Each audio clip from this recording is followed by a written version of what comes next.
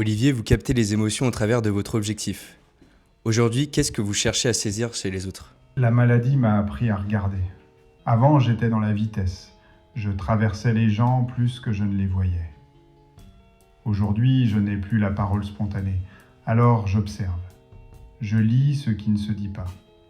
Ce que je cherche dans un regard, c'est la présence, pas la pose. Le moment où la personne oublie qu'elle est regardée. C'est peut-être la seule liberté que la maladie ne m'a pas prise. On a le sentiment que votre parcours a contribué à rendre plus visible la maladie de Charcot. Est-ce que c'était une volonté de votre part ou quelque chose qui s'est imposé ? Ce n'était pas un plan, c'était une décision.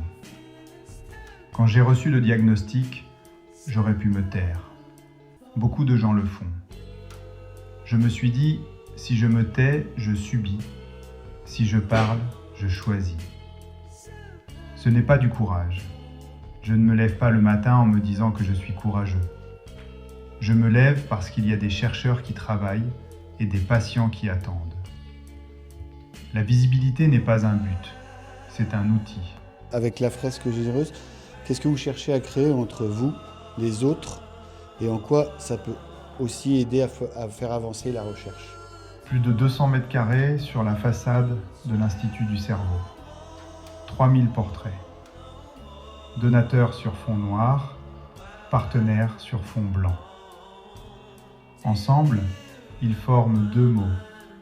Invincible espoir. C'est une œuvre. Varam Mouratian est un artiste extraordinaire. Mais c'est surtout un mouvement. Chaque portrait, c'est un lien visible entre un individu et la recherche. L'art fait ce que les chiffres ne font pas. Il touche, il reste, il attire d'autres partenaires. Invincible espoir, ce n'est pas une promesse, c'est une direction.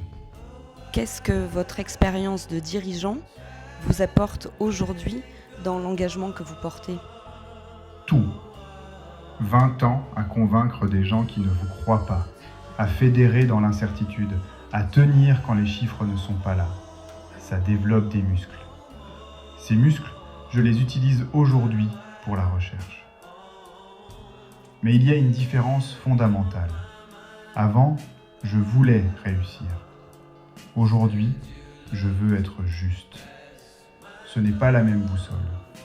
Ce que l'entrepreneuriat m'a appris par-dessus tout, l'enthousiasme n'est pas un sentiment. C'est une stratégie. Les gens rejoignent ce qui est vivant.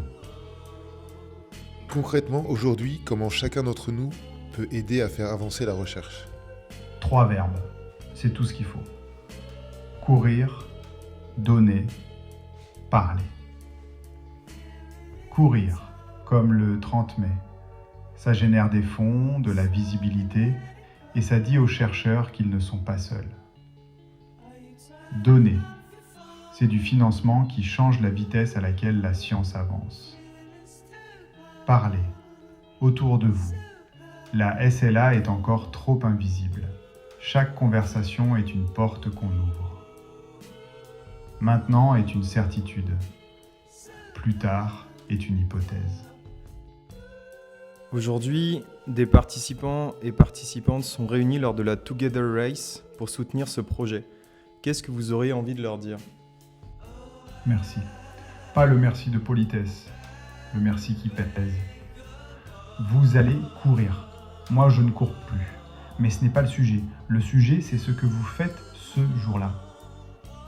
Camus écrit « Au milieu de l'hiver, j'ai découvert en moi un invincible été. L'été, ça se décide, même en hiver. Vous êtes cet été-là.